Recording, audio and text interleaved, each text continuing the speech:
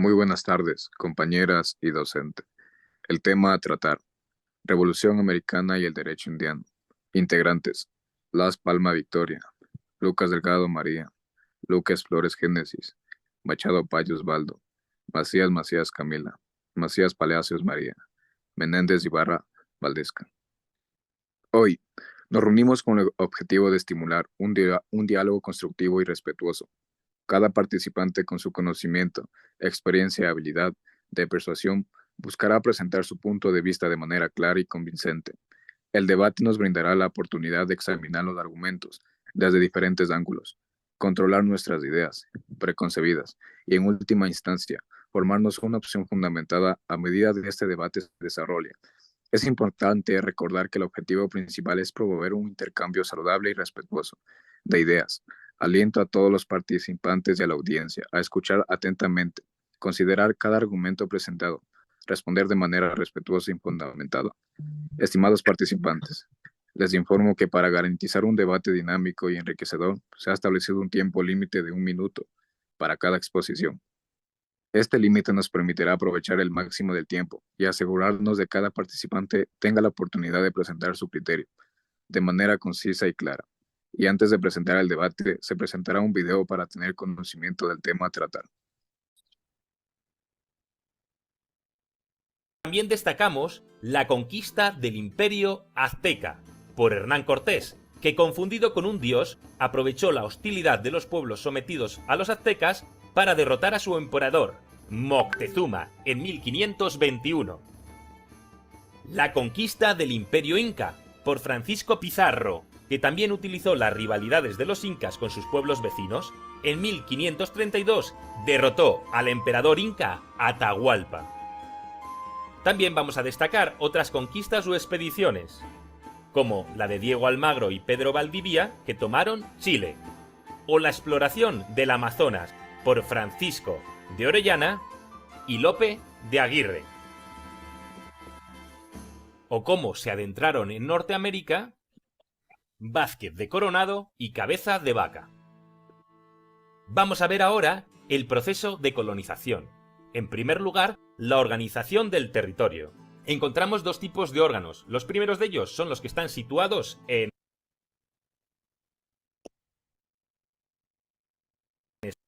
España. El primero de ellos es la Casa de Contratación, situada en Sevilla, y controlaba el comercio entre América y España. También destacamos el Consejo de Indias, que asesoraba al rey. El segundo tipo de órganos son los que estaban situados en América. El territorio se dividió en dos virreinatos. El primero de ellos era Nueva España, situada en Centroamérica y México, y el Perú, situado en Suramérica y Lima. Los virreyes representaban la autoridad del monarca. Y por último, la audiencia del Poder Judicial. Vamos ahora a la economía, el comercio y los metales preciosos. La economía era llevada por la Casa de Contratación desde Sevilla, que monopolizó el comercio con América, es decir, cualquier persona que quería comerciar con América tenía que acudir a la Casa de Contratación. La corona se aseguraba la quinta parte de todo lo que llegaba de los nuevos territorios. La quinta parte, para quien no lo sepa, es que si llegaban 5 monedas como estas, 1, 2, 3, 4 y 5, una era para la corona. A cambio, la corona concedía la explotación de minas. Las más importantes fueron las de Zacatecas en México y Potosí en Perú. Vamos a ver ahora cómo se organizaba la sociedad en América. Lo vamos a establecer con la siguiente pirámide. En la cúspide se encontraban los llegados desde la península, que ocupaban los cargos de responsabilidad y se llamaban peninsulares. Los descendientes de españoles pero nacidos en América era un grupo dominante pero sin ocupar los principales cargos. Se llamaban los criollos. Los hijos de europeos y de nativas indias, ya que había pocas mujeres blancas en América, eran muy numerosos y muchos no fueron reconocidos. Se llamaban los mestizos.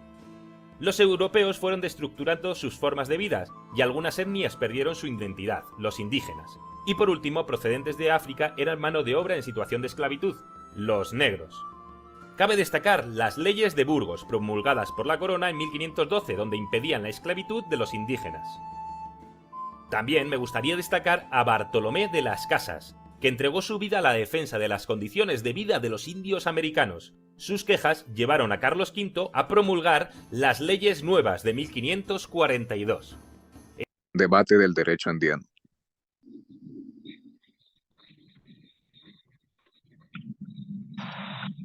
Buenas tardes, docente. Buenas tardes, compañero. La Revolución Americana, también conocida como la Guerra de Independencia de los Estados Unidos, fue un conflicto armado que tuvo lugar entre 1775 y 1783 entre las 13 colonias británicas en América del Norte. Fue un movimiento que buscaba la independencia de las colonias respecto al dominio británico y la formación de una nueva nación, que serían los Estados Unidos de América. Fue impulsada por una serie de factores, entre ellos los crecientes conflictos entre los colonos y los gobiernos británicos debido a la falta de representación política y la imposición de impuestos sin su consentimiento. Los colonos comenzaron a exigir sus derechos y protestaron contra las políticas británicas consideradas injustas y opresivas. El conflicto comenzó con enfrentamientos armados entre las milicias coloniales y las fuerzas británicas en 1775. La Declaración de Independencia de los Estados Unidos fue aprobada el 4 de julio de 1776. En la colonización, la expedición de Colón en 1492 marcó un inicio de la conquista de invasión del continente americano. Él llega a Antillas en ese mismo año y posteriormente estableció la colonia europea en la isla La Española. Los españoles continuaron la colonización de las Antillas y posteriormente expandieron sus colonias hacia tierra firme en el continente americano. Luego surgió una disputa con Portugal sobre los derechos de colonización en el Nuevo Mundo, que se resolvió con un tratado de Tordesillas en 1494, donde se dividieron las tierras entre ambos países. La intervención europea en América tuvo efectos devastadores como la esclavitud, las enfermedades y el genocidio. Los principales momentos de la conquista fueron la invasión del Imperio Azteca por Hernán Cortés y el Imperio Incaico por Francisco Pizarro. El objetivo de los colonizadores españoles era la explotación económica y la cristianización de los indígenas. Buenas tardes, docente y compañeros. Causas de la Revolución Americana. Fueron varias las causas por las que se desencadenaría la primera revolución liberal y el proceso de independencia que llevaría al nacimiento de un nuevo país, en este caso los Estados Unidos de América. En primer lugar, un fuerte componente ideológico, en este caso la búsqueda de la libertad e igualdad de las ideas ilustradas para conseguir su independencia. En segundo lugar, una causa política, el ansia de las colonias de tener cierta autonomía, de tener mayor representación en el Parlamento británico, siendo negada esta por el monarca, Jorge III, que impedía a sus posesiones americanas tener representantes en el órgano legislativo de Reino Unido. Provocaron un gran choque entre los colonos y la corona. La burguesía americana alcanzó un notable enriquecimiento y prosperidad. Por ello, el rey Jorge III, al finalizar las guerras de los 7 años contra Francia en 1763, introdujo numerosos impuestos. ¿Qué es el derecho indiano? Es el conjunto de reglas jurídicas aplicables en India, en los territorios de América y Asia y Oceanía, dominados por España. También es aquel derecho que rigió en las Indias Occidentales durante el periodo de la dominación de la corona española. Nace con las llamadas capitulaciones de Santa Fe, donde establecieron las bases jurídicas que habían de gobernar en el mundo colonial. Las jurídicas expedidas por los monarcas castellanos o sus autoridades delegadas, para aplicarse con carácter general o particular en todos los territorios de las Indias Occidentales del siglo XVI, extendiéndose a finales del siglo XIX, a propósito de las independencias de Cuba, Puerto Rico y Filipinas. Su objetivo era la conquista de los territorios americanos y la incorporación de la corona española. Requirió una estructura administrativa y legal para lograr un efectivo control sobre el territorio y regular las relaciones de los pueblos indígenas. El derecho indiano surgió formalmente 3 meses y medio antes de que Cristóbal Colón zarpara al punto de los puertos de los Palos de Morgue en su primer viaje de descubrimiento, y casi 6 meses después de que arribara a la isla de Guanahani. Lo que son los elementos del derecho indiano.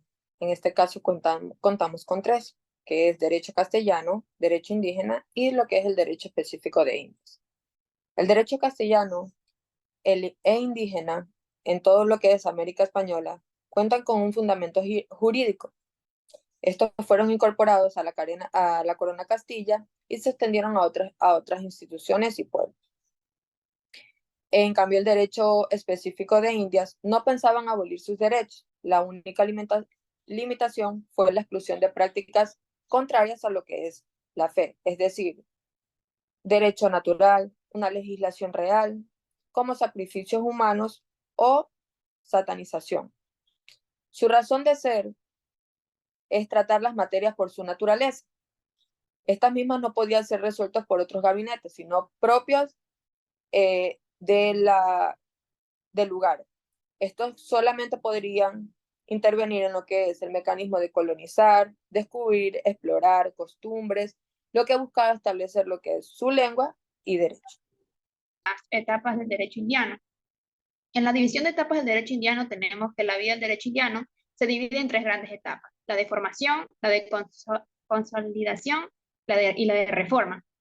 En la etapa de formación tenemos que abarca desde las capitulaciones de Santa Fe del 14 de abril de 1492 hasta el proyecto de Código de Juan de Obando de 1568 a 1571. Durante este periodo de formación, la corona española se plantea la ordenación de la vida indiana. En la segunda etapa, la etapa de consolidación, tenemos que se extiende desde las reformas obandinas, dentro de las cuales se lleva a cabo el inconcluso Código de Obando, hasta la promulgación de la recopilación de leyes de los reinos de las Indias en 1680. Es una etapa de consolidación en la que se adoptan criterios definidos para regir los territorios ultramarinos. Durante ella se desarrolla el proceso recopilador hasta llegar a su culminación, y se crea una literatura jurídica de primer orden que incluye varios tratados de carácter general. Y como última etapa tenemos lo que es la etapa de la reforma, que va unida a cambios dinásticos, ideológicos y políticos, que se reflejan en el derecho. Abarca desde la recopilación de 1680 hasta el nuevo Código de Indias de 1780 a 1815. Buenas tardes, compañeros. Buenas tardes, profesora. Licenciada, el derecho indiano es un término amplio. Debemos intentar resumir todas aquellas leyes y normas que fueron relevantes en un espacio temporal y geográfico, tan amplio como fue el gobierno español de sus colonias americanas. Podemos definir brevemente el derecho indiano como aquel derecho que regió en las llamadas Indias Occidentales durante el periodo en el que estas fueron colonias de la corona española. La monarquía española gobernaba gracias a una serie de bulas papales, por lo que al ser designio de Dios, la corona podía crear las leyes que consideraba legítimas para gobernar en la región. En general podemos hablar del derecho indiano como un conjunto de leyes y normas creadas por la monarquía o por figuras políticas subordinadas a los designios, cuya unión creaba un derecho especial para las dependencias americanas. Aunque, por otra parte, también podemos hablar del derecho indiano como todas aquellas leyes que se emplean en la India, incluyendo tanto normas castellanas como bulas papales, o incluso algunas normas propias de la comunidad nativa. En general, podemos hacer de las siguientes fuentes principales en las que se basaba el derecho indiano: las leyes creadas tanto por las penínsulas en las Indias que intentaban afectar específicamente a las Indias, las llamadas costumbres criollas, siendo las costumbres nacidas en el régimen jurídico de las Indias, todas las costumbres anteriores a la llegada de los españoles que no sean contrarias a la religión o al resto del ordenamiento indiano, los distintos textos recopilados por derechos castellanos, como por ejemplo la novísima recopilación y las llamadas 7 partidas. Muchas gracias. Muchas gracias por haber participado en este debate.